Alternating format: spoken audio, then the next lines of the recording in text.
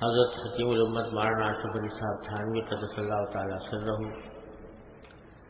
ارشاد فرماتے ہیں کہ گناہ سے بچنے کا ایک آسان طریقہ بتایا دیتا ہوں، اس کو سوچنا شروع کیجیے اور اس کے لیے ایک وقت مقرر کر لیجیے، مثلا سونے کا وقت۔ اس وقت آپ کے کسی دنیا کے کام میں بھی حرج نہیں ہوگا۔ دنیا کے لیے تو سارا وقت دیا ہے، اللہ میاں کے لیے نکما ہی وقت دے دو، اتنا تو کرو، اللہ میاں اس میں تمہارا کام بنا دیں گے۔ وہاں تو بہانہ ڈھونڈتے ہیں کہ بندہ ذرا ادھر کو منہ کرے اور رحمت کے انبار اس پر بکھیر دیں۔ 15-20 منٹ دیر میں سوئے، لیٹ کر یا بیٹھ کر یاد کیا کیجیے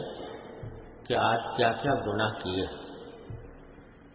گناہ کی فہرست تیار کیجیے،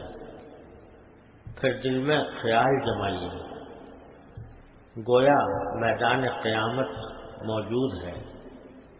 اور میزان کھڑی ہے، اپنا مددگار کوئی بھی نہیں، دشمن بہت تیرے ہیں، ہیلا کوئی چل نہیں سکتا، زمین گرم تانبے کی طرح کھول رہی ہے، آفتاب سر پر دوزخ کی شکل میں سامنے ہے اور ان گناہوں کا حساب ہو رہا ہے، کوئی جواب معقول بن نہیں پڑتا۔ یہ سب حالات پیش نظر ہوں گے تو بے اختیار ہاتھ جوڑ کر حاکم کے روبرو معذرت کرے گا کہ بے شک خطاوار ہوں، کہیں ٹھکانہ نہیں، اگر کچھ سہارا ہے تو صرف حضور کے رحم ہی کا ہے، اسی کو استغفار کہتے ہیں۔ رات کو یہ کیجئے،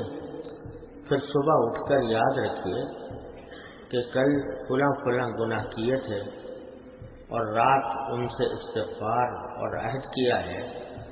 تو آج وہ گناہ نہ ہونے پائیں۔ اس سے اگر اسی دن تمام گناہ یک لفظ نہ چھوٹ جائیں تو کم از کم کمی تو ہو ہی جائے گی، اور چند روز میں تو کوئی وجہ معلوم نہیں ہوتی کہ گناہ رہ سکے۔ یہ ایسی تدبیر ہے کہ چند ہی دن کرنے سے آدمی معاصی سے بالکل محفوظ ہو سکتا ہے اور دل میں گناہ کے وقت خود ایک ہراس پیدا ہو جاتا ہے۔ حضرت والا نے اس میں گناہوں سے بچنے کی ایک موثر تدبیر بیان فرمائی ہے۔